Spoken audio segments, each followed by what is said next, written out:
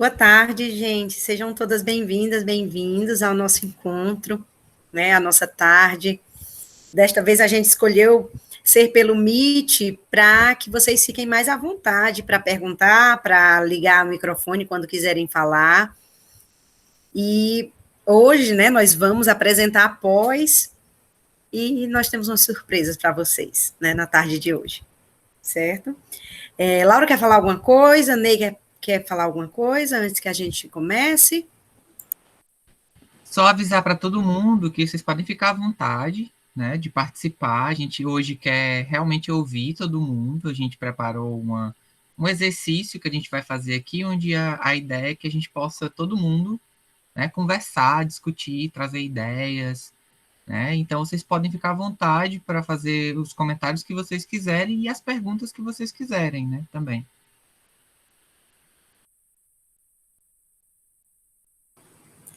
É isso, né, Dani?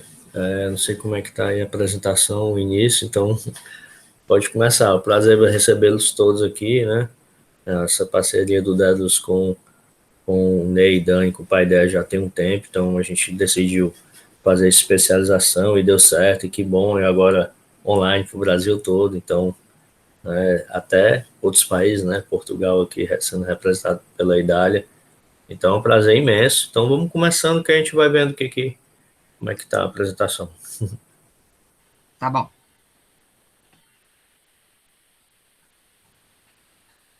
Começar Vamos lá. falando um pouco sobre o Instituto, né?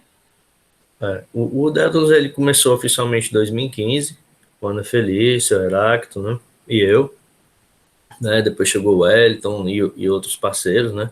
Lá eu conheci, tive a honra de conhecer Ney e Dani, e a gente começou a estudar mitologia, e aí a partir da mitologia eu soube que eles sabiam tudo de conto de fadas, e a gente iniciou a fazer um curso de conto de fadas presencial, né? Era em outra casa do Dédalus, né? E hoje a gente fez várias turmas de um curso menor, só que esse curso foi aumentando, né? As pessoas foram, os alunos foram dando dica, a gente foi vendo a necessidade de outros módulos. Mas enfim, a Dani vai falar melhor sobre isso, vou falar mais sobre o Instituto. E aí a gente começou com pós em psicanálise e psicologia junguiana. Aí hoje a gente tem mitologia grega, também é com Ney e com Dani, né? A gente tem os contos de fadas, a gente vai ter um de cuidados paliativos, psicanálise e cuidados paliativos, essa interlocução, né? Entre os dois possíveis, vão ser uma discussão entre vários de outras profissões dentro dessa área da morte, da tanatologia, enfim. Aí a gente tem a formação em psicanálise, em Libras, né? Até peço desculpas para meus amigos, porque a gente ainda não conseguiu formar alunos intérpretes, né? O meu desejo da formação em Libras é justamente a gente poder fazer com que o Dados tenha também intérpretes nas aulas, nos cursos, né? Enfim, mais nessa necessidade. É um curso muito lindo. Inclusive, a gente tá voltando agora, né? Quando a gente está presencial, a gente está agora com o Instituto, está muito bacana, a gente está com uma parceria com o Ateneu, a gente, além do Instituto Dédalus, nós somos um polo da Faculdade Ateneu, no caso somos o polo Edson Queiroz, que além dessas graduações, essas são nossos, todos os cursos aqui são nossos, né, em parceria com eles, alguns, a gente vamos ter outros, né, a gente tem lá sala de aula, vamos ter salas de atendimento, né, inclusive eu atendo lá, né, eu sou psicólogo, psicanalista, e venho nesse caminho a gente vem nesse caminho do Instituto já há um tempo, né, e a gente está só crescendo, assim. Ainda bem que essa pandemia a gente teve que se adaptar ao online, e para a gente foi muito importante, porque nos aproximou de pessoas que estavam distantes, né, por exemplo, São Paulo, outros estados, né, outros países, a gente dá num curso, um curso menor que a gente tinha de contos, nós tínhamos 3 portuguesas, se eu não me engano, né, Dani? Elas, né, maravilhosas, e uma delas, elas estão aqui também se programando para poder estar com a gente na especialização, né? E aí, como eu já falei, a gente é um polo da Ateneu, a gente vamos ter vários professores, né, vamos ter sala de aulas, vamos ter atendimento com psicanalistas e também com psicólogos guianos, que também é uma parte nossa. É isso, Dani. Eu, né, como eu já falei, eu sou psicólogo formado, minha graduação, sou psicanalista, coordenador do Instituto, eu coordeno alguns cursos. As minhas pesquisas lá no cartel, que é em psicanálise, vai ser psicanálise e arte, adolescentes que praticam automutilação, esse foi meu trabalho lá, meu artigo lá na faculdade, né, de psicologia. A psicanálise, o luto, a mitologia nórdica, que dentro da mitologia a gente acaba se apegando a alguma, né, e eu acabei me apegando, já gostava antes, né, e quando eu tive a oportunidade de fazer um grupo com o Ney de estudo sobre mitologia nórdica, eu me interessei bastante, até hoje a gente está estudando isso. E Libras, né? Então, isso é isso, um pouco sobre mim e sobre o Instituto. Agora eu fico com os professores, né? Eu, como um bom narcisista, falei de mim. Agora eles vão falar, um vai falar do outro para não ficar tão narcisista assim, né, Ney? Lembrando a vocês que essa parceria do Grupo Paideia e do Instituto Dédalus, o Instituto Dédalus entra com toda essa parte organizacional e de certificação, coordenação, tudo que vocês precisarem desse tipo de informação, vocês procurem o Lauro. E nós entramos com a parte acadêmica, né, as de disciplina, da escolha de professores. Nós também somos professores, né, a gente coordena essa parte, eu e o Ney, mas a gente também dá aula, porque a gente não ia conseguir, né, entregar algumas disciplinas que nos são muito caras, que nós ministramos durante os cursos, né, e nós vamos fazer lindas parcerias durante esta pós com vocês. É um pouquinho sobre o Grupo Paideia, para quem não nos conhece. Nós somos um grupo que nasceu em 2002 na universidade, no curso de letras, nasceu a princípio como teatro de bonecos, e devido ao estudo que nós fazíamos para adaptar os textos clássicos da mitologia para o teatro de bonecos, surgiu um curso sobre mitologia grega, em 2006, né, um mini curso, e virou projeto de extensão da universidade, né, e nós já estamos agora, nós vamos para a turma 22 do curso de mitologia, vinculada à Universidade Federal do Ceará, um projeto de extensão.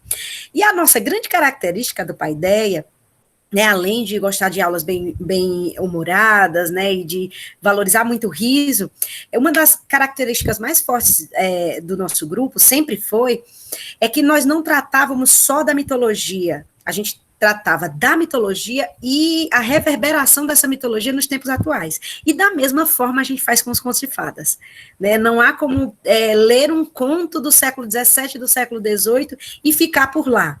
Né, a gente sempre vê, ouve os ecos desse conto, né, e vê de que forma ele é reconstruído, relido, reinterpretado nos tempos atuais, né, isso seria basicamente a característica mais forte da gente, tanto que quando vocês vão ver, tem acho que umas 2 ou 3 disciplinas justamente sobre isso, sobre esses textos dos contos, fábulas, esses textos canônicos e a sobrevivência deles na modernidade, né, nos tempos atuais, que seriam o cinema, né, e isso é muito bom, porque a gente consegue ver o conto, ou quando a gente estuda o mito, ou quando estuda o conto de fadas, a gente vê o texto pulsando, né, o texto vivo, né, e servindo a gente nesse momento, né. E aqui, como no slide está dizendo, né, em 2020, nós experimentamos a experiência online, experimentamos a modalidade online, né, e deu muito certo, deu tanto certo no curso de mitologia, como no curso dos contos de fadas com o Instituto Dédalus. Aí vocês pensam assim, a Dani está dizendo que desde 2002 que eles estudam mitologia, adaptam texto de mitologia para teatro de bonecos, e qual relação que se tem, né, de mitologia com os contos de fadas, né? O Campbell já dizia, né, que o conto de fadas é o mito para a criança. Da mesma forma, tudo que o mito pode operar, né, pode causar no adulto, as impressões, as sensações, o conto de fadas é para a criança. E eu ainda digo mais, eu sou atrevida, vou até fazer uma adaptação aqui da fala do Campbell, ele que me perdoe. Os contos de fadas não são só para crianças. Já o Ney fez logo a cara assim, é muita pretensão minha, né, Ney? Não conta para ninguém não, viu, gente? Por favor. Quem fala assim não é gago, não. Mas não é não, gente. O conto de fadas não é só para criança. Não é mesmo só para criança. E onde entra o conto de fadas na mitologia? Na narrativa de Cupido e Psique, né? Vocês que vão fazer o curso, né? Alguns de vocês, né? Alguns aqui são interessados, outros são curiosos e alguns já estão matriculados.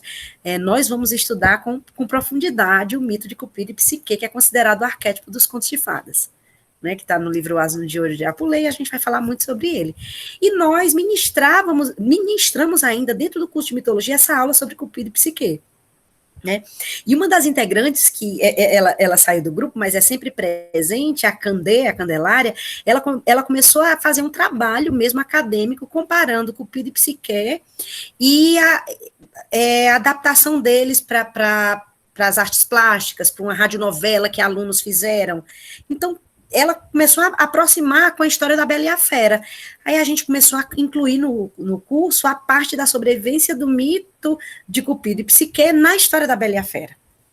E isso virou uma aulinha, e essa aulinha foi crescendo, de repente a gente já estava falando de todos os contos de fadas, e tendo como base a história de Eros e Psique, como Cupido e Psique, como esse arquétipo dos contos de fadas. E em 2013, né, já virou o Ney já todo montado na psicologia analítica, depois de 2013, não foi, Ney?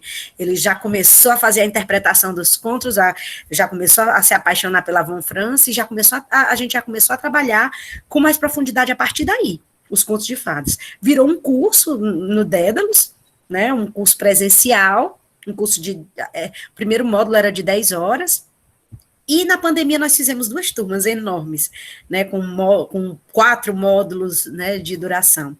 E nós já havíamos, antes da pandemia, escrito, né, rascunhado esse sonho da pós, né, ele não nasceu na pandemia, ele já nasceu antes da pandemia. E a pandemia serviu para a gente reescrever esse projeto, né, e ele foi aprovado pela Uniateneu, e agora a gente está aqui. O que mais que eu tenho aqui? Pronto, já falei tudo. E a especialização, né? Eu acabei falando, né? O projeto começou a ser pensado e escrito em 2019, né? E foi concretizado este ano. A duração é de 2 anos e a modalidade vai ser toda online, né? Muitos perguntaram, e quando voltar presencial? Nós vamos continuar com o nosso curso online. Ele vai ser todo na modalidade online. Como eu já havia falado, a organização Instituto Dédalus e Grupo Paideia, né? Se quiser saber alguma coisa sobre bibliografia, professores, metodologia, é só consultar a mim e o Ney. E a parte administrativa é toda com o Lauro. A certificação, como o Lauro já havia falado, é pela Uniateneu, né? Para quem é daqui do Ceará conhece, né? Uma universidade particular grande. E quem não conhece nos outros estados, não sei se tem em outros estados, eu sei que tem no nosso estado, tem em outras cidades, além da capital. E a previsão é para setembro, né? A turma já está quase fechada, né, Laura? E a gente acredita que depois de hoje a gente chegue perto de completar a turma, ou complete a nossa turma, né? E a gente já comece as aulas em setembro. Os encontros ficarão gravados no Meet, né, no Google Meet, e tanto quem assistiu da forma síncrona, né, pode depois ver a aula, né, assistir a aula, quem caso eventualmente não possa assistir, pode ver depois e tirar as dúvidas com a gente. Dani. Oi. Pronto, 2 coisas. Em relação à aula, a gente está numa plataforma nova no site, né? Então, está quase pronto, então acredito que essa turma já consiga entrar com um site novo, então vocês vão ter acesso, vai ser bem, bem interessante. Maravilha. Tá muito bonito, o site está ficando muito bonito. Eu dei uma espiada no site, viu? Eu já dei uma espiada no site. Tu viu? Pronto. Tá eu, o Elton e o Aslan criando, né? Então tá ficando muito legal. Maravilha, porque aí a gente pode criar fórum, fazer uma discussão para aqueles que não puderem assistir a aula presencialmente. Os dias das aulas, vocês vão ter 2 tipos de disciplina. A grande maioria das disciplinas, elas são de 10 horas. 10 horas aula, e elas acontecerão no 2º e no 4º sábado do mês, dos sábados do mês, à tarde, de 1 às 18, né? E as disciplinas de 20 horas serão nos 4 primeiros sábados do mês. A gente colocou 4 primeiros sábados, porque alguns meses tem 5 sábados, mas a maioria tem 4. certo? Então, são poucas as disciplinas de 20 horas, se eu não me engano, são 6, né, Ney? Em que vão ocupar o mês inteiro. A maioria é de 10 horas e vocês terão 2 sábados ocupados à tarde.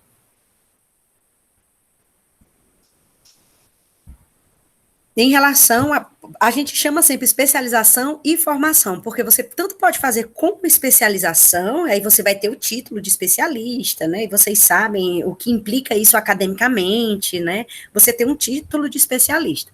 A gente até brincou, a Idália a princípio não entendeu, lembra, Idália? A gente dizendo, a gente vai estar com inveja, né, e a Idália, por que eu não estou entendendo por que com inveja? Porque nós vamos dar aula e vocês é que vão ter o título de especialista em contos de fadas. E eu e o Ney nunca teremos.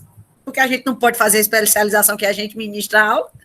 Né? Então, vocês, a gente vai ficar com inveja de vocês? Vai. Mas é uma inveja massa. Porque vocês terão um título que a gente sempre sonhou. Certo? Mas não tem problema não. Tudo bem. Eu perdoo vocês. E a formação são 24 disciplinas e a especialização 25, porque tem uma disciplina a mais de metodologia. Eu já falo aqui para vocês, tá, gente? Não se preocupem em relação a trabalhos, né? Trabalhos acadêmicos. A gente vai fazer com que tudo seja muito leve. É complicado falar sobre contos de fadas e você sofrer numa especialização, porque tem vários artigos, porque tem vários trabalhos, né? Vamos tentar conversar, ver qual é o objetivo de vocês com essa especialização, para que vocês não percam tempo, não precisa ter pressa, mas não percam tempo e produzam algo durante as disciplinas que vai ajudar no seu percurso, na sua jornada, certo? Não se preocupem quanto a isso. A diferença da formação e da especialização é justamente porque a formação, nós não vamos exigir trabalhos, porque a pessoa está fazendo um curso praticamente como ouvinte, né? E a especialização não, os trabalhos, as disciplinas, é exigido esse retorno, mas não se preocupem que a gente vai pensar juntamente com os professores de que forma a gente vai fazer com que isso seja mais leve, certo? Aí a matrícula é com o Lauro, né, o mesmo valor, matrícula da formação e especialização, e a mensalidade da formação é R$200 e a especialização 300, né, tem desconto para quem é aluno do Dédalus, né, 10% para alunos do Dédalus e 10 alunos para alunos do Dédalus e pedagogos. A documentação está aí, quem precisar de mais detalhes, né, dessa documentação, vocês podem pedir no privado. Deixa eu ver aqui já a pergunta da Suelen. Suelen, acredito que dependa muito da procura, né? O Instituto Dédalus, ele tem várias turmas de psicanálise, e às vezes eles começam, né, Lauro? Começam uma turma, quando está faltando, assim, 6 meses para concluir a outra, né, Lauro? Mais ou menos assim. E essa turma, como é a primeira... Então a Ana está aí ainda? Não, depois... como essa turma é a primeira, a gente não tem nem como dizer quando é que vai ter outra, né? Então, depende muito da demanda. Né? Vem para essa. A de psicanálise, a gente só abre quando tem uma procura, né? E assim como o da psicologia junguiana, enfim, os outros, né? Porque a gente precisa do número X de alunos para iniciar, assim como essa turma, outras também. Mas vem para essa. Gente, caso vocês se interessem, né, isso aí vocês conversam com... Eu já estou me metendo na parte que concebe ao Lauro, que compete ao Lauro, que compete ao Lauro, viu? Vocês podem, alguns fazerem como formação, e depois vocês conversam com o Instituto e fazem a conversão do curso para especialização, fazem os trabalhos, o trabalho final de curso, que a gente vai fazer de uma coisa bem diferente com vocês, né, seminários, né, isso aí vocês podem repensar, certo? Pensar durante o curso. O ideal é que vocês façam, quem quer fazer especialização, faça logo como especialização, para justamente não ter esse acúmulo, tanto financeiro quanto acadêmico, né, de acumular trabalhos para entregar, certo?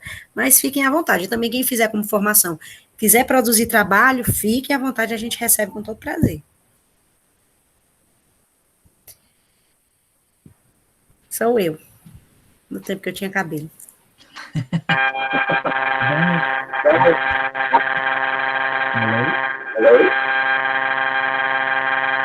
Alô? Eneide? Eneide está com microfonia.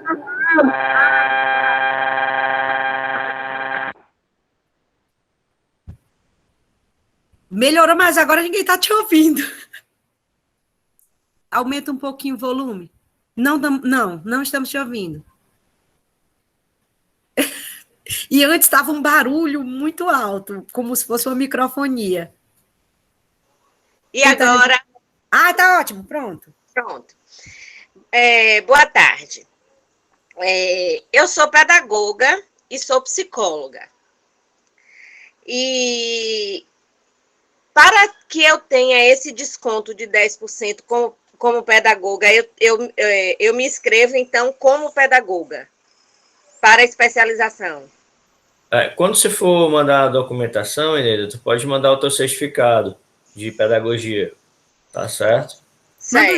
Manda os dois logo, Eneida. Manda os dois, de psicologia para a venda. Dois. Certo. Essas aulas que serão ministradas nos primeiros sábados de cada mês, são elas que serão gravadas, ficarão gravadas para que a gente possa ver em outro momento. É isso? Isso. Todas as aulas serão gravadas e disponibilizadas para vocês. Certo. Então vai ficar como outro curso que vocês deram. Qual foi o curso? O outro foi mitologia, não foi? Que vocês fizeram? Mitologia comparada? Sim, está acontecendo. É do mesmo jeito. Acesso também, A aula é gravada e os alunos têm acesso. Perfeito.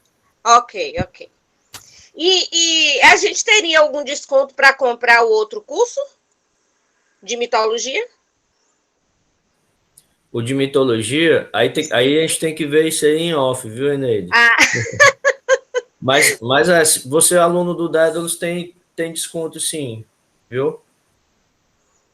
Certo. É porque eu não fiz esse de mitologia porque chocou com outro curso que eu estava fazendo aqui em Salvador. E aí quando abriu outra turma, né? Não deu, fiquei aguardando abrir outra turma e imaginei que agora com esse curso de conto de fada não vai acontecer. Mas eu gostaria muito de ter acesso. Eu tenho uma amiga que fez e eu recomendei para ela e ela gostou muito. E eu queria ter acesso. Só que aí eu já queria negociar um desconto nele. Mas aí a gente negocia. Tudo tá ok. Negociado, tá? Tá ok, obrigada. De nada, querido. Pode perguntar, pessoal. Oi, seria possível assistir a primeira aula para ver como é que vai ser a dinâmica, a Lídia, você vai assistir uma aula hoje. Ah, tá. A gente vai primeiro, esse primeiro momento, a gente está apresentando o curso, porque como a gente fez uma live no YouTube, eu não sei se vocês concordam comigo, eu acho tão distante as coisas do YouTube, sabe, gente? Eu gosto do Meet, a gente está vivendo um momento de distanciamento, é lógico, mas o Meet, a gente pode ligar o microfone, a gente pode ligar a câmera, pode escrever no chat, e o YouTube é uma distância, né? Você coloca o chat, às vezes você comenta algo, e a pessoa já falou, né, e se perde no meio daquele discurso. Por isso que a gente resolveu fazer esse encontro hoje, para vocês tirarem a dúvida, e para a gente mostrar também, né, mostrar um pouquinho do que nós fazemos durante o curso. A gente vai já falar. A gente vai só apresentar o curso, certo? As pessoas, falar das disciplinas. Oi, Lauro. Perdão. Não, Lauro, é outro Lauro. Diz, Lauro. Outro Lauro. Pronto. Que coisa confusa. Só uma dúvida. Se eu quiser fazer alguma disciplina avulsa, é possível? Por quê? Porque eu não vou ter condições de fazer todas, mas tem algumas que eu me interessei bastante. E aí, justamente saber dessa possibilidade. A possibilidade é você se inscrever agora no curso e fazer tudo, viu, Laura? Eu gostaria tanto de fazer esse curso, eu fiquei muito interessado, mas como eu ministro aula às vezes nos sábados, eu não posso comprometer, entende? As aulas são gravadas, hein? Sim. Tá bom. Certo. É só para saber se tem possibilidade de fazer alguma disciplina avulsa do curso. Não, a gente está fazendo o curso só o curso, a grade fechada, tá? Entendido. Valeu.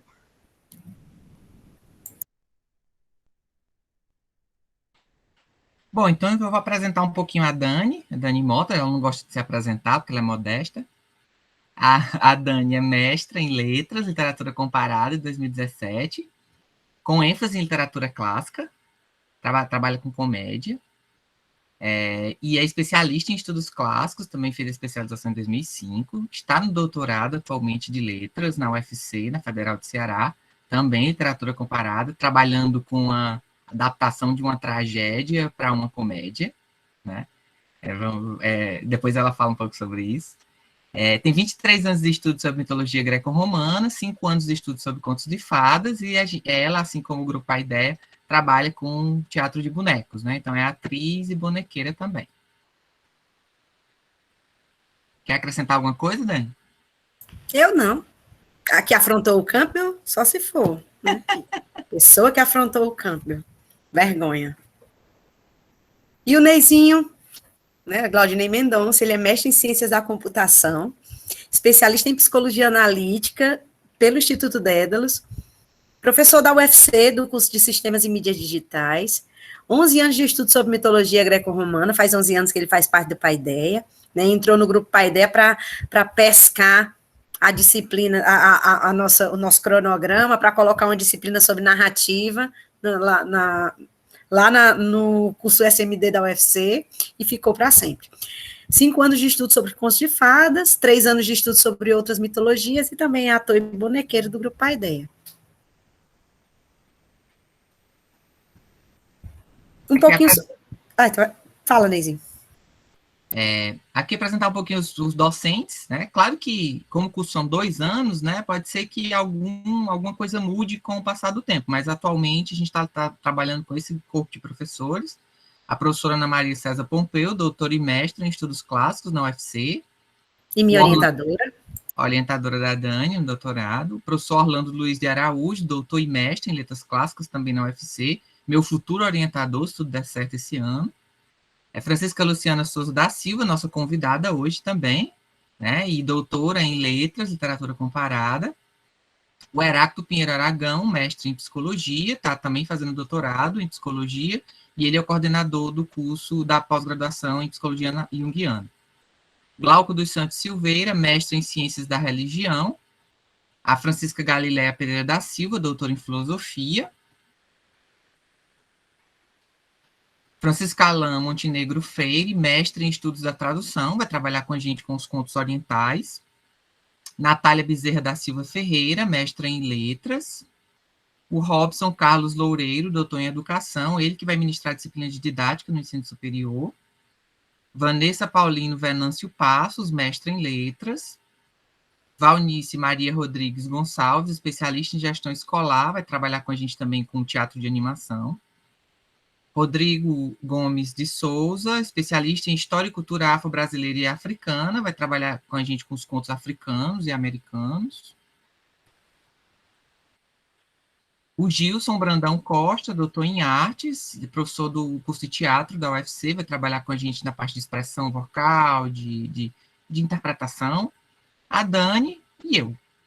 Esse é o corpo de professores que a gente está atualmente trabalhando. A gente vai apresentar os módulos para vocês e os respectivos professores, como está desenhado atualmente o formato do curso. A gente dividiu o curso em 4 grandes momentos, né? 4 grandes módulos com as disciplinas dentro do módulo. Então, o primeiro módulo, que a gente chama de fundamentos, a gente vai apresentar, né, começar nesse universo de... Diz, Lauro. Fui eu. O Lauro já estava com a mão levantada, fui eu, Neizinho. Pois diz. Não, só para falar dessa parceria, gente, que nós teremos de aulas duplas, né? O aluno ganha muito com isso.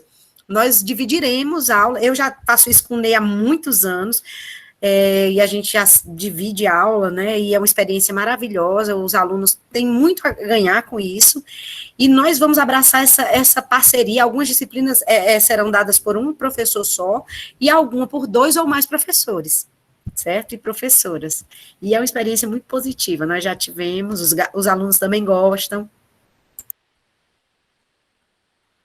Vamos lá. Então, a primeira disciplina, Introdução aos Contos de Fadas, eu e a Dani, 10 horas, a gente vai falar desses conceitos, do que é contos de fadas, falar de alguns escritores, alguns teóricos, para a gente fazer esse panorama, para se inserir dentro desse universo.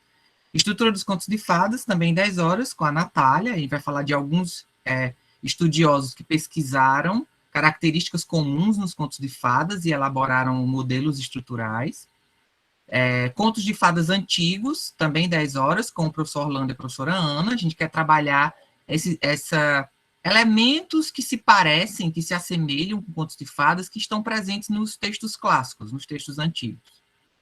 Introdução às fábulas e às lendas, 10 horas, com a professora Ana Maria e a professora Luciana, que é onde a gente vai falar um pouco desses outros gêneros que têm relação com contos de fadas, que são as fábulas e as lendas. Fábulas e lendas antigas, também 10 horas, com a Luciana e o Orlando. A mesma ideia, trabalhar com essa estrutura de fábulas e de lendas nos textos antigos. E uma disciplina de 20 horas, a oficina de escrita criativa, com a Vanessa. Né? A gente relacionou que quem tem interesse em contos de fadas normalmente tem interesse em escrita também, em escrever, ou de repente adaptar contos, ou escrever seus próprios contos. Então a gente achou interessante trabalhar uma disciplina com escrita criativa. O segundo módulo a gente batizou de classificação dos contos clássicos, aqui onde a gente vai se debruçar em conhecer esses contos de fadas com mais profundidade. E aí a gente está usando uma classificação chamada classificação ATU para organizar, e nós dividimos em 6 disciplinas. Né? Contos de animais, que vai ser com a Vanessa, 10 horas. Contos de magia, a Dani, eu e a Natália, 20 horas. É aqui onde a gente vai falar das princesas, né? A maioria dos contos de fadas que nós conhecemos como clássicos. Né? Contos com seres malignos, com o Glauco, 10 horas. Contos religiosos e realistas, Luciana e Glauco, 20 horas. Anedotas e piadas, Ana Maria e Dani, 10 horas. E os contos de fórmula, comigo e com a Dani, 10 horas também. O terceiro módulo, que a gente batizou de Contos do Mundo e de Hoje, a gente quer sair um pouquinho daqueles contos clássicos europeus que a gente conhece e enveredar por outros lugares do mundo e por outras épocas também, né? Chegando até a atualidade.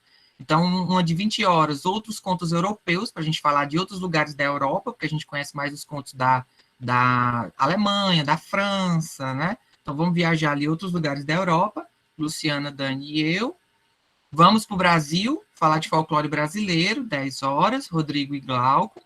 Vamos falar também de contos americanos e africanos, 20 horas, com a Luciana e o Rodrigo. Contos orientais, também 20 horas, para o Alan e para a Luciana falarem sobre esses contos desse outro lado do mundo.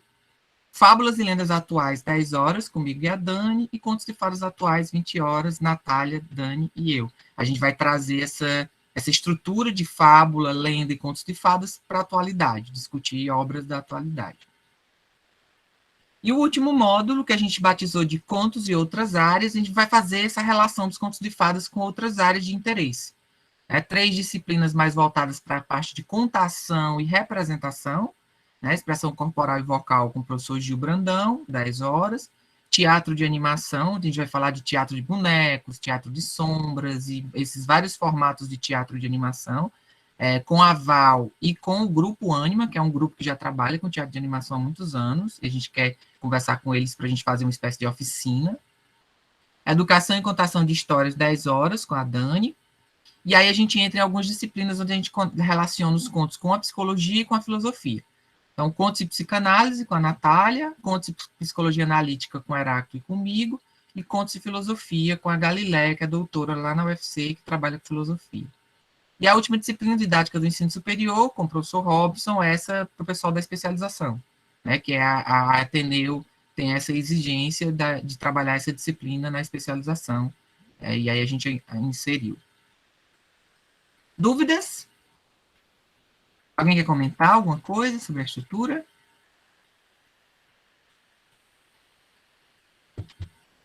Não?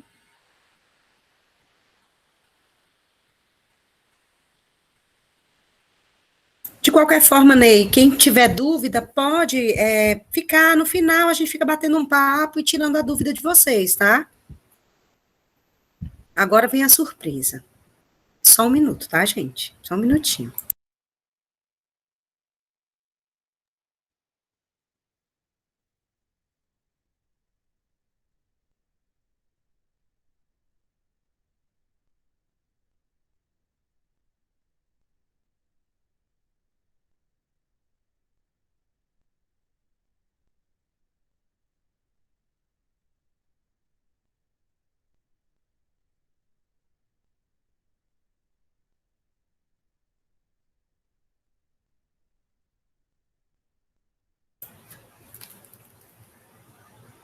a moça tecelã Marina Colaçante.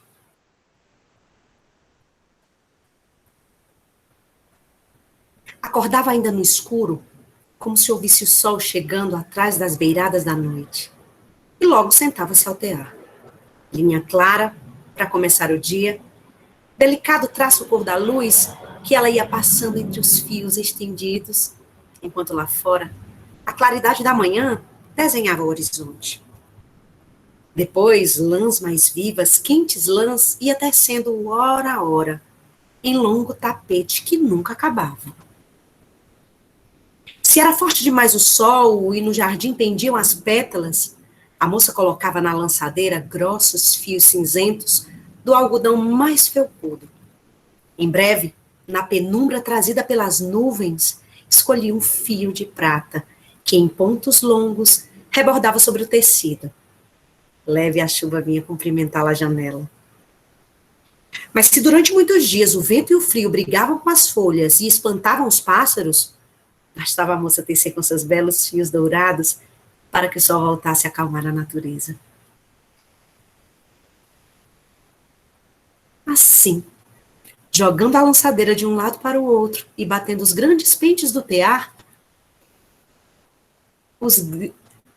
para frente e para trás, a moça passava os seus dias. Nada lhe faltava. Na hora da fome, tecia um lindo peixe com cuidado de escamas. E eis que o peixe estava na mesa, pronto para ser comido. Se sede vinha, suave era a lã cor de leite que entremeava o tapete. E à noite, depois de lançar seu fio de escuridão, dormia tranquila. Tecer era tudo o que fazia, tecer é tudo o que queria fazer. Mas tecendo e tecendo, ela própria trouxe o tempo em que se sentiu sozinha. E pela primeira vez pensou, como seria bom ter um marido ao lado? Não esperou o dia seguinte. Com o capricho de quem tenta uma coisa nunca conhecida, começou a entremear no tapete as lãs e as cores que lhe dariam companhia. E aos poucos seu desejo foi aparecendo, chapéu emplumado, rosto barbado, corpo aprumado, sapato engraxado. Estava justamente acabando de entremear o último fio da ponta dos sapatos quando bateram a porta. Nem precisou abrir. O moço meteu a mão na maçaneta, tirou o chapéu de pluma e foi entrando na sua vida. Aquela noite, deitada contra os ombros dele, a moça pensou nos lindos cílios que teceria para aumentar ainda mais a sua felicidade. E feliz foi, durante algum tempo. Mas se o homem tinha pensado em filhos, logo os esqueceu, porque descoberto o poder do tear, em nada mais pensou, a não ser nas coisas todas que ele poderia lhe dar. Uma casa melhor é necessária, disse para a mulher. E parecia justo agora que eram dois. Exigiu que escolhesse as mais belas lãs cor de tijolo, fios verdes para os batentes e pressa para a casa acontecer. Mas, pronta a casa, já não lhe pareceu suficiente. Para que ter casa se podemos ter palácio? Perguntou. Sem querer resposta, imediatamente ordenou que fosse de pedra com arremates em prata. Dias e dias, semanas e meses, trabalhou a moça tecendo tetos e portas e pátios, escadas e salas e poços. A neve caía lá fora e ela não tinha tempo para chamar o sol. A noite chegava e ela não tinha tempo para arrematar o dia. Tecia e entristecia, enquanto sem parar batiam os pentes, acompanhando o ritmo da lançadeira. Afinal, o palácio ficou pronto. E entre tantos cômodos, o marido escolheu para ela e seu tear o mais alto quarto da mais alta torre. É para que ninguém saiba do tapete, disse. E antes de trancar a porta, a chave advertiu. Faltam as estrebarias e não se esqueça dos cavalos. Sem descanso tecia a mulher os caprichos do marido, enchendo o palácio de luxo, os cofres de moedas, as salas de criados. Tecer era tudo que fazia, tecer era tudo que queria fazer. Anoitecendo, ela própria trouxe o tempo em que sua tristeza pareceu maior que o palácio com todos os seus tesouros. E pela primeira vez, pensou como seria bom estar sozinha de novo. Só esperou anoitecer. Levantou enquanto o marido dormia, sonhando com novas exigências. E descalça, para não fazer barulho, subiu a longa escada da torre e sentou-se ao tear. Desta vez, não precisou escolher linha nenhuma.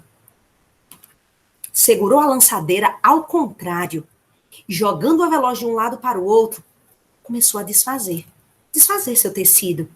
Desteceu os cavalos, as carruagens, as estebarias dos jardins.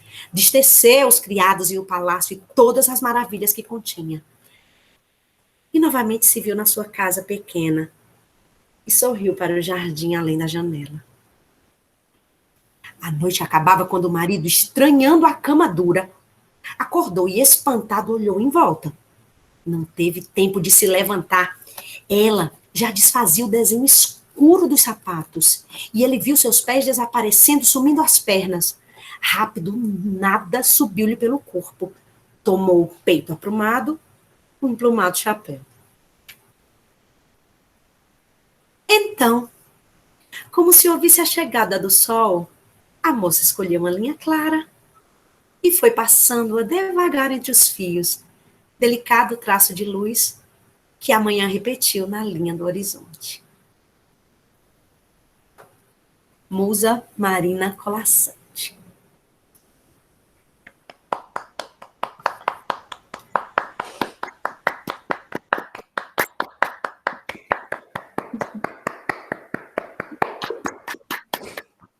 Depois tem que mandar para ela, Dani, essa gravação, coisa linda. Ave Maria.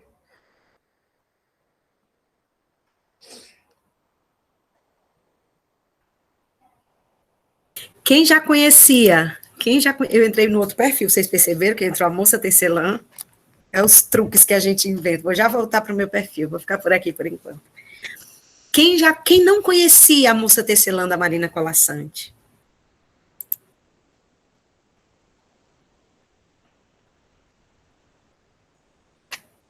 Muito lindo, né, gente? Muito lindo. Né? Para quem não conhece, Marina Colasanti é uma escritora maravilhosa, uma jovem de 83 anos, 83 ou 84, perdi a conta. Super ativa em lives da pandemia, feminista de carteirinha, né, e uma escritora maravilhosa de contos, né, fantástica. Né? Uma escritora, ela é ítalo-brasileira, Idália. Ela nasceu na Itália, mas veio pequenininha aqui para o Brasil. É uma escritora nossa. Ô, Dani? Ai, Nara, já vi duas lives nessa pandemia. Duas Dani. lives. Oi, diz Lu. Na verdade, ela é argelina, de nascença. Ah, Mas é. viveu muitos anos e trabalhou na Itália. A família dela tem realmente ascendência italiana, mas ela nasceu na Argélia. Só que muito cedo saiu, né? Aí a nacionalidade dela ficou ítalo-brasileira. Já Ciara queria falar. Ah, tá, obrigada, Ney. Fique à Dani, vontade. por sua causa, eu comprei o livro, não tive oportunidade de ler, está, assim, numa pilha enorme de outros, né? E eu agradeço não ter lido, não ter tido oportunidade. Então, ter me deparado agora dessa forma, assim, é único. Obrigada mesmo, porque é de encantar. Então, só tenho a agradecer. E olha que as aulas nem começaram ainda, né? Assim, as aulas futuras, né? Se isso é uma prévia, eu não quero ver o conteúdo todo. Nossa, não, quero ver sim. Obrigada mesmo. Obrigada, querida. É de encantar. Obrigada a você. Alguém mais quer comentar algo sobre a Colasanti, sobre o conto em si, né? Quais contos, né, vocês retomaram nesse conto da moça tecelã da Colasanti, né? O que vocês lembraram, o que é que ele ecoou em vocês, essa história, né? Ela é muito linda. Gente, eu sou professora de educação básica, né? Eu sou professora da Prefeitura Municipal de Fortaleza, né? Dou aula do 6º ao 9º, e eu sempre leio esse conto no 9º ano. Sempre leio para eles. Eles adoram, é incrível como, assim, esse conto, ele tem tanto a dizer a pessoas de todas as idades, né, adolescentes, a inúmeras pessoas. É muito lindo ele. Pode falar, Márcia. Então, me remeteu a Maureen Murdock, a Jornada da Heroína, né?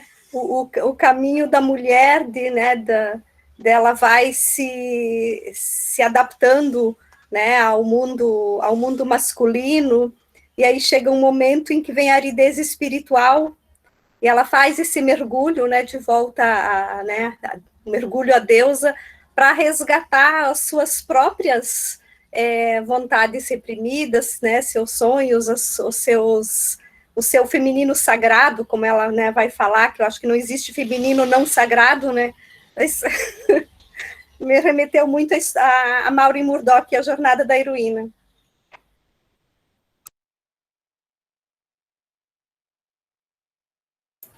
Isso mesmo. Muito bom. Muito interessante te lembrar essa jornada, porque é uma estrutura do conto dela, uma estrutura menos convencional, né, do que a gente está acostumado, mas mesmo assim a gente percebe essa identificação, né, essa identificação, as necessidades do marido se tornam as necessidades dela, então ela começa a fazer só o que ele manda, porque é aquilo, né, eu estava lendo recentemente o Feminino nos Contos de Fadas da Von Franz, e ela fala sobre isso, né, fala muito da mulher que se identifica com a ânima do amado e faz o que ele quer, né, tenta representar esse papel da ânima, porque ela sente que pode perdê-lo caso não faça isso, né?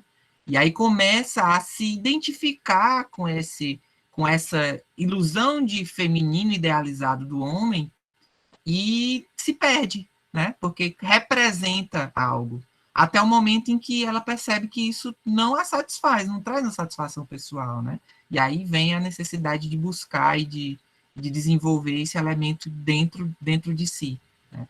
Bem legal essa referência da jornada da heroína. É o encontro consigo, né? Exatamente. Que é o momento em que ela cansa, né? Ela percebe que está mais cansada do que qualquer outra coisa. Então, ela vê que aquilo não é uma realização para ela, né? É uma realização do outro, mas não a realização dela.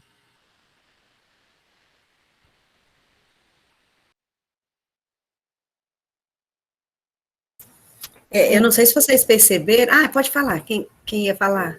Isso se dá muito nessa passagem, né, da mulher após os 50, né? O encontro consigo, mudanças de ideias. Então, assim, um outro eu surge, é muito gostoso isso. Então, eu vi, né, até nessa imagem aqui, né, essas passagens, eu não sei se, para mim, me remeteu, né, esse slide aqui a essa fase, né, de sonhos, depois de realizações e depois de encontro, né, onde a felicidade chega de uma forma plena, né. Busca-se em outras coisas, em outras fases, e quando há um encontro, que eu falei, né, e o Ney também confirmou, de um encontro consigo, né, então é maravilhoso. Então, nossa. Eu não sei se vocês tiveram curiosidade de observar as imagens, né, eu tirei todas da internet, eu tenho até as referências, mas a gente não colocou para não atrapalhar o ritmo da leitura. Mas eu coloquei muitas tecelãs, né, fiz uma referência às rendeiras, fiz uma referência a Penélope, né, e não foi por acaso, na parte em que ela começa a destecer, né, eu coloquei a imagem da Penélope, né, para quem não conhece, a Penélope é uma figura mitológica, né, que vai usar o estratagema do tecido, né, para adiar o que era quase inadiável, né, e ela vai usar isso para quase parar o tempo. Né, esse elemento do tecer, né, de ele ser tão forte e às vezes tão deixado de lado, né, quem gosta de escrever, quem quem gosta de ler, né, entende que o próprio texto é esse tecido, né, esse tecido, e todas nós somos tecelãs e tecelãos, né, destes tecidos. E aí, essa última imagem é das moiras, né, as deusas gregas do destino, né, a que fiam, né, uma que faz o fio, a que tece o fio e a que corta o fio da vida, representando o nosso começo, meio e fim. Né, e é interessante, né, a escolha da Colaçante por usar esse elemento, né, do fuso, né, eu brinquei aqui com um bastidor e uma agulha, né, mas vocês percebem que na narrativa ela mexe com o tear mesmo. Você consegue visualizar o tear grande de madeira e ela mexe os pentes e reverte os pentes quando ela quer desmanchar, né? Então seria aquele tear tradicional, né? Da construção mesmo do tecido, né? E nesse tecido impresso uma arte, né? Que no caso é a vida dela, né? E é interessante como isso é muito presente em muitos momentos da nossa vida e nós negligenciamos, né?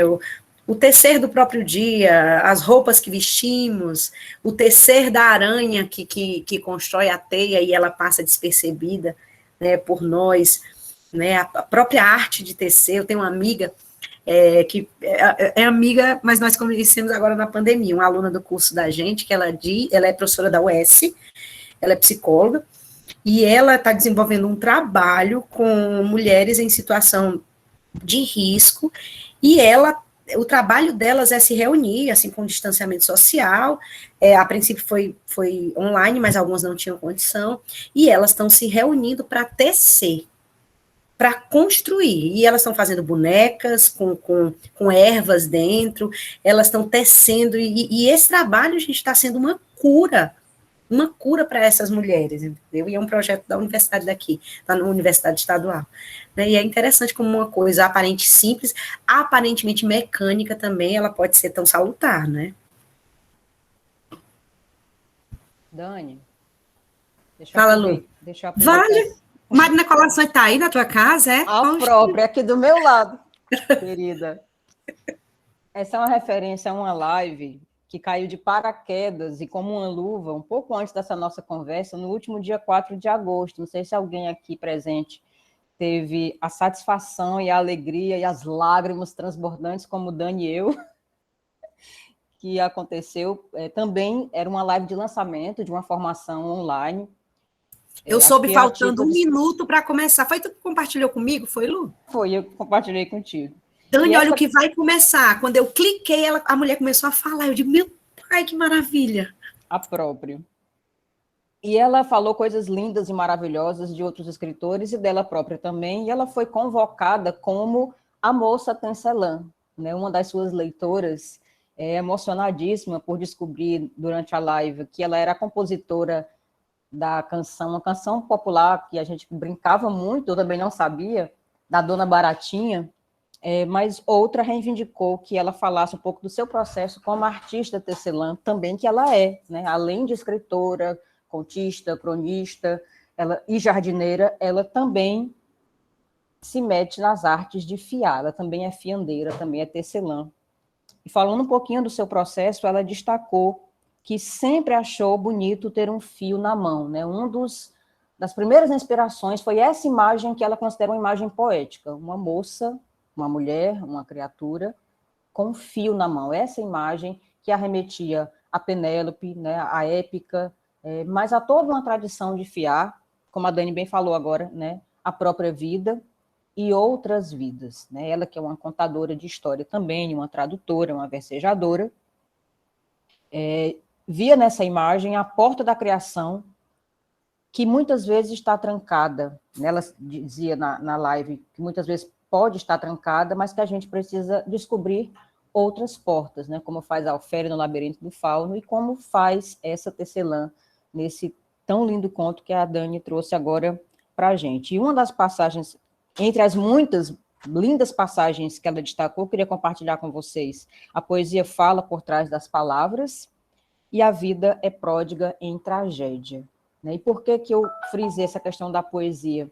Porque ela também é poeta, mas é uma poeta que ela diz, muitas vezes bissexta, porque, segundo ela, também a poesia é de decantação lenta, né, e é muito demorada, ela precisa guardar por um tempo, deixar decantar, né, deixar marinar, como a gente fala no tempero da cozinha, até que ela brote e ganhe vida, né, enquanto que muitas, especialmente a crônica, que trata do dia a dia, do cotidiano, ela é mais urgente, ela é mais efêmera, o conto também tem sua elaboração, mas é de um ritmo diferente do da poesia. E aí, só para arrematar ainda, Dani citou esse projeto lindo da UES, a UES também vem desenvolvendo um trabalho muito bonito, que começou presencialmente, teve a sua versão ano passado, especialmente, né, com a pandemia, por telefone, chamado Histórias por Telefone, que eu tive a grata satisfação de participar. Não sei se alguma de vocês chegou a receber um telefonema de uma pessoa estranha, muitos achavam que era trote, mas, na verdade, era uma pessoa que estava ligando para contar a história, apenas contar a história. E foi uma das experiências mais marcantes e mais atravessadoras que eu experienciei. E uma das minhas últimas leituras nesse projeto, porque ele tinha um período de duração, a gente tinha que apresentar um relatório também dessa experiência, foi exatamente com esse conto, A Moça Tecelã. Eu li para uma dona de casa de Juazeiro, e eu não sei qual foi o desfecho, mas que eu me recorde durante a contação, eram muitas lágrimas do lado de lá, e uma invasão súbita, uma intromissão súbita de um marido enciumado, que me fez, né, pedir que a moça que ouvia a história, aquela dona de casa que eu não conhecia, cujo nome a gente não podia, né, era só por código de telefone que nos era passado pelo pessoal do projeto, eu pedi para ela colocar no Viva Voz, porque ele queria tomar o telefone, ele parecia estar embriagado, e eu precisei ser um pouco rígida com ela, ligue no Viva Voz para eu falar com ele, interrompi a narrativa e pedi para falar com ele. Ela toda se tremendo, já começou a chorar, e eu digo, boa tarde, me apresentei, falei do projeto, sente para ouvir, terminar de ouvir a história, está quase no finzinho, só falta um parágrafo, né, o parágrafo do destecer. E eu consegui concluir a leitura, ele aplaudiu ironicamente, dava para sentir, o bafo não dava para sentir, mas o tipo de aplauso dele era um aplauso irritado, e a moça continuava chorando. Eu perguntei se ele queria falar algo, ele não falou, só perguntou, acabou a besteira? E a gente teve que acabar aí a conversa, e foi a minha última contação de história, né? E eu, assim, vi na potência desse conto, né, a urgência daquela voz em soluço, que talvez quisesse falar muita coisa, mas foi, mais uma vez, como tantas outras, bruscamente interrompida. E era isso.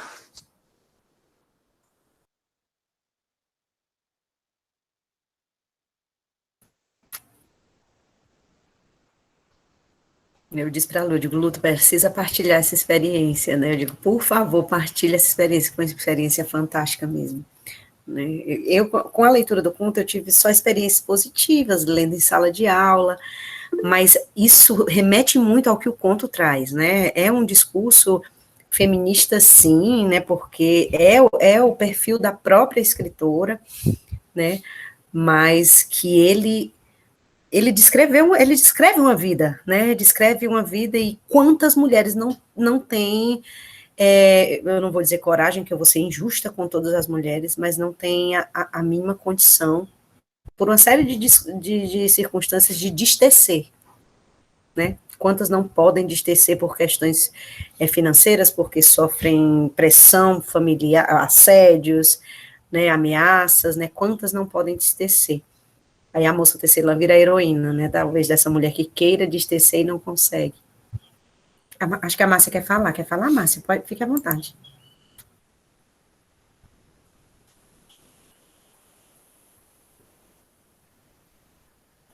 Márcia? Desculpa, eu apertei o botão errado. Eu vi ali que a Nara já falou sobre a questão da sincronicidade, né? de que nada é por acaso e que a mensagem ficou. Quem sabe, né, é uma sementinha que nasce ali, né, de um caminho que ainda ela vai ter que tecer, né, para fazer, né, mudar a sua história ou se reinventar nesse caminho. Obrigada por compartilhar. Já estou aqui imaginando, né, a emoção e a situação de estar vivendo isso, né, e mandando, né, boas energias que o universo leve onde elas têm que chegar. Isso mesmo, Márcia. Obrigada, Márcia. Eu fiquei muito desconfortável na época, porque ao mesmo tempo que eu pensava na potência dessa palavra, o fato dela ter acontecido nesse instante, né, da chegada do marido, e ele não entender, e por mais que eu tentasse explicar, e ele estava num estado que parecia, né, ser alterado, era final de tarde, eu me senti impotente, porque aquela mulher ia continuar naquela situação, e eu não podia fazer nada. Embora eu tivesse consciência de que pudesse estar fazendo algo, mas naquele momento parecia muito pouco, tão ínfimo, diante da... Alguém colocou, acho que foi a Nara que escreveu aqui, diante daquele absurdo. Digo, meu Deus, como eu sou impotente, como eu sou incapaz, e aí, por mais que eu tentasse afastar essas palavras, mas elas vinham. Eu digo, não, para com isso, para com isso. Então você está se colocando exatamente nesse lugar, né, de subjugação de outras tantas mulheres. Não, e era quando eu via que a minha voz estava tremendo, que eu estava quase caindo, como a outra do outro lado da linha, vinham, talvez pela força do conto e de uma energia interior, que me fazia, não, alce a voz, não deixe essa voz tremida predominar e arranje força de onde você tem, que é dentro de você. Mas mesmo assim, depois que a ligação acabou, eu fiquei me tremendo e morrendo de chorar e fiquei incomodada por noites e noites e noites. Coloquei isso no relatório e conversaram comigo. Mas foi muito delicado, né? Foi de uma sensibilidade assim que eu nunca tinha vivido, né? Foi realmente um momento de muita energia. Acho que na hora eu nem lembrei de sincronicidade, mas agora, ouvindo o conto de novo, eu lembro exatamente que foi nesse parágrafo, né, que a criatura adentrou e já adentrou falando alto, né, e desmontando a mim, leitora, narradora, e a outra mulher do outro lado. Só faltou mandar tecer as estribarias e os cavalos, né? Pois é.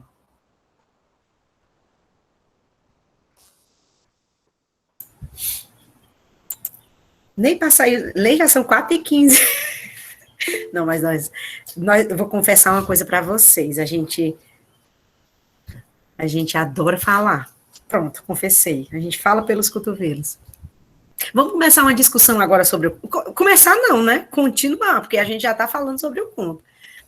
Mas a gente trouxe, gente, uma interpretação de um dos elementos. A gente gosta muito de fazer isso, né? Garimpando em dicionários de símbolos, né? O Ney é apaixonado pela Van Franz, estudioso de psicologia, e eu sou uma simples professora de língua portuguesa apaixonada por leitura. Mas eu me enveredo, que eu sou atrevida, né? Eu sou louca pelo dicionário de símbolos, louca. Então a gente vai forçando, né? E uma história dessa, ela já traz tanta informação para a gente, e quando a gente começa a fazer recortes de alguns elementos e consegue ver a carga simbólica desse elemento, o conto, ele ganha, assim, uma dimensão assustadora, né? Encantadora, às vezes assustadora, né? E a gente escolheu um único elemento que é o mais emblemático desse conto, para trazer para vocês, brevemente, o que o dicionário de símbolos fala sobre ele. Passa, Neizinho. Que é justamente o tear, né? Ou a roca, o fuso, a tecelagem, todos eles estão interligados, né? O produto é aquele que faz o tecido, que faz o fio, que tece, seja um manto, seja uma roupa, que tece uma história. E, de acordo com o dicionário de símbolos, ele é considerado um símbolo lunar, a referência que o dicionário de símbolos traz logo a mitologia grega, né, a representação das moiras, que é Cloto, Láquesis e Atropos, as três que eu falei para vocês, né, a que faz o fio, que representa o nascimento, a que tece a nossa jornada, e a que corta, que representa a morte. Gente, vocês estão me ouvindo? De repente, todas as janelas apagaram, eu penso logo que eu caí. Ouvindo sim, Dani. Penso logo que eu caí. Joia. E a moira é justamente a personificação do destino, né? Nós podemos entender a moira como esses seres, esses elementos que personificam o destino e que regulam a vida de todos, né? Não há como não falar em Tecelã e não fazer referência à própria deusa das Tecelãs, que é a deusa Atena, né? Que é a deusa mesmo, é a artífice por excelência dos tecidos. Sobre a roca, né? Principalmente a roca, há diferenças sutis. Vocês vão encontrar, às vezes, uma palavra dessa como sinônimo da outra, mas há umas particularidades. De acordo com o dicionário de símbolos do Chevalier, né, depois tu mostra o teu dicionário de símbolos, que agora tu comprou a nova edição, e a capa é mais bonita do que o meu, que tá velho, da edição antiga. A roca é o emblema do órgão sexual feminino na sua virgindade, né? O dicionário de símbolo traz muita interpretação psicanalítica, né? Algumas interpretações também junguianas, mas muitas psicanalísticas também. E a roca ou o fuso é esse elemento fálico, né? Eu não sei se dá para ver a Cloto, ela segura um fuso, né? Que é justamente aquela que faz o fio, né? Passa, Neizinho. E a ação, sobre a ação de tecer. É pura criação, né? Em todos os sentidos, e é movimento também, né? A ação do tecer, eu fiz questão de ensinar, gente, eu tenho sérios problemas de coordenação motora. Vocês não sabem como foi difícil eu fazer o gesto e ler.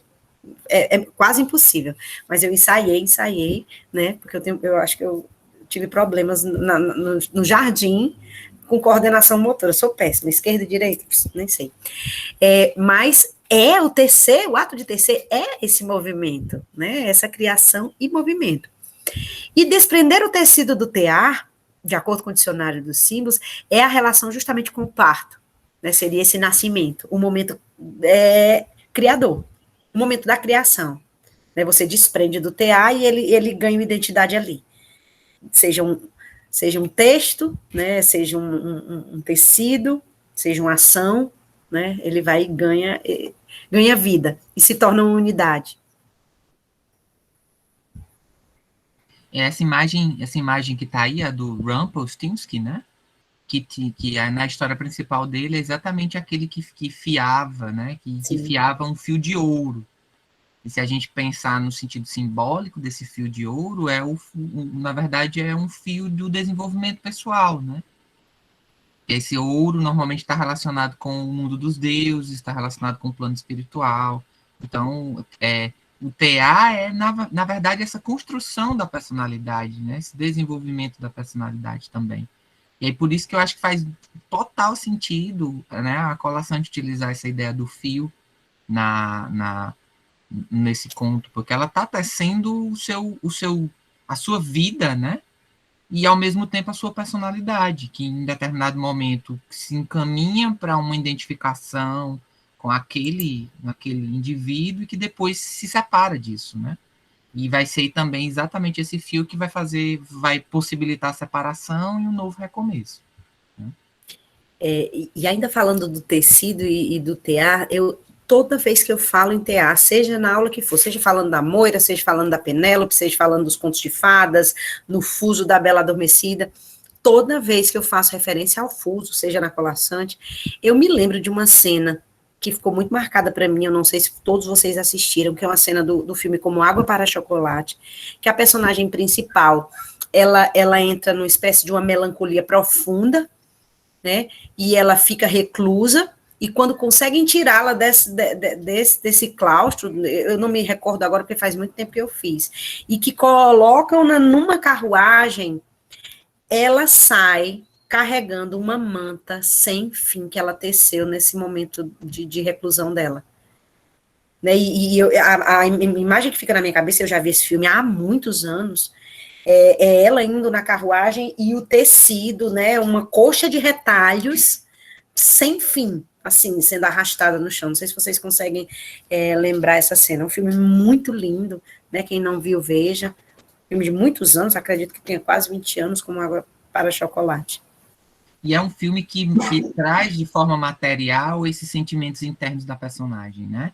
Naquela célebre cena que ela cozinha, né? Ela tá fazendo um bolo, eu acho, aí ela chora, e aí todo mundo que come do bolo chora também, né? O amor da vida dela vai casar com a irmã dela, porque parece, se eu não me engano, ela tem que ficar para cuidar da mãe. Então ela faz a comida do casamento, cozinha o bolo chorando, e todo mundo começa a chorar no dia do casamento. Dani, Ney, para quem não talvez esteja ligando, é uma adaptação, né? O filme ele ficou muito emblemático, até pelas atuações também, e eu também concordo, é um filme belíssimo, mas é uma adaptação de um romance de outra feminista histórica, que é Isabel Allende, né? E o romance é lindíssimo também. É claro que há distinções, né? A imagem, o cinema vai fazer algumas escolhas que eu considero muito felizes. Há outras, se eu não me engano, já há outras versões também. Essa que a Dani está se reportando, acho que é uma das mais icônicas, mas o romance vale muito a pena apreciar. Quem ainda não viu, se tiver curiosidade, eu aconselharia ler o romance, ou mesmo quem já começou pelo filme, experimente também a narrativa escrita, da palavra, né, que a Isabel escreve lindamente bem, é uma grande escritora também, e roteirista. Muitas das suas versões de romance foram para as telas, né, porque ela tem essa veia mesmo imagética muito forte, vale a pena conferir, muito lindo. Eu gosto dos dois.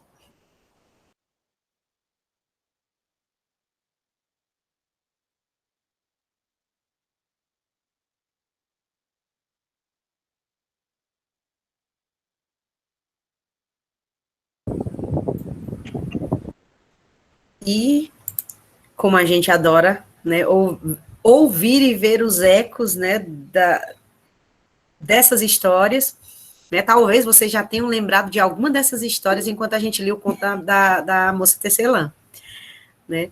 Existe um conto que é Sol, Lua e Thalia, do Basile, porque na maioria das vezes, isso aconteceu até com a gente quando a gente começou a se aprofundar nos contos de fadas. A gente só tinha acesso aos mais canônicos, que é os irmãos Grimm, Charles Perrault e o Andersen, né, o Hans Christian Andersen. Mas há outros tantos, inclusive mulheres, né, que nós vamos falar isso na nossa disciplina, né, que foram apagadas com o tempo. Quando se fala em mulheres escritoras de contos, todo mundo estranha, mas foram muitas, foi um movimento do século XVII, XVIII, se eu não me engano, mas é sempre mais conhecida a que escreveu a história da Bela e a Fera, né? Acho que por conta da adaptação fílmica, né, da Disney, que faz isso também, populariza algumas coisas, acabou se popularizando. Mas há escritores anteriores a esses que o Basile, se eu não me engano, é um século ou mais de distância dos clássicos, do Perrault, principalmente dos Grimm, né, que seria o mais contemporâneo deles. E há uma história, que é Sol, Lua e Thalia, que eu não vou contar nenhuma história, tá, gente, para vocês ficarem curiosos e se matricularem no curso.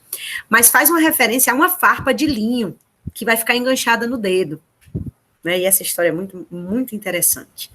E todo mundo ficou horrorizado. Essa seria a Bela Adormecida do Basile. Os Dons das Fadas, na Bela Adormecida do Perrault, né, a sétima vai né, proferir a maldição do fuso e da morte, né. Na Bela Adormecida dos Grimm, são 12 pratos para as 13 sábias, e uma delas também vai proferir o fuso e a morte, né, e a 13ª vai amenizar para não ser morte, ser o sono. Na Branca de Neve, a mãe dela fere-se ao costurar, quando ela tem o vislumbre de quem seria ela grávida, quem seria, né, como ela queria que nascesse a Branca de Neve, né, quando o sangue pinga na neve. E um conto dos Grimm, que está no livro do Andrew Lang, que é lindo, A Sereia do Lago é muito lindo, né? E uma das missões que a jovem tem que fazer para salvar o marido que foi aprisionado pela sereia do lago é justamente tecer à beira do lago, né? Olha aí como é muito constante nos contos de fadas o elemento do tecer. E muitos outros. Não tem outra página não, né, Ney? Tem muitas outras histórias de tecelãs.